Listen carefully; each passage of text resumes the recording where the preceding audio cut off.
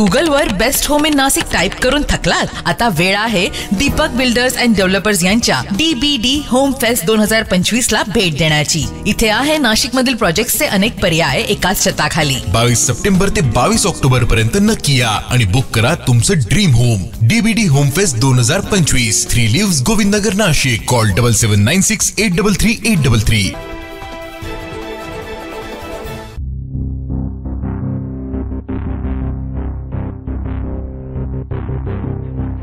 नवरात्र उत्सवात रस्त्यावर बेकायदेशीर स्वागत गेट आणि फलक लावून नागरिकांमध्ये दहशत निर्माण केल्याप्रकरणी शिवसेना शिंदे गटाचे माजी नगरसेवक पवन पवार आणि विशाल पवार यांच्या विरोधात नाशिक रोड पोलीस ठाण्यात गुन्हा दाखल करण्यात आला होता। या प्रकरणी नाशिक रोड पोलिसांनी पवन पवार यांच्या घराची झाडाझडती घेतली।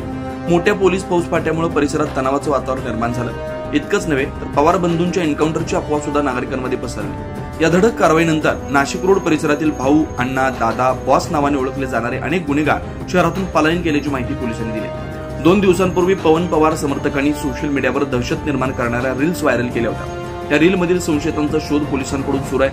गेल्या आठवड्याभरात नाशिक पोलिसांनी गुन्हेगारांविरोधात सिंघम स्टाईल कारवाईचा बडगा उगारलाय। या कारवाईमुळे गुन्हेगारीची घटना कमी होतील अशी चर्चा नागरिकांमध्ये रंगली आहे। 9 न्यूज महाराष्ट्रासाठी प्रतिनिधी प्रवीण कुलथे, नाशिक।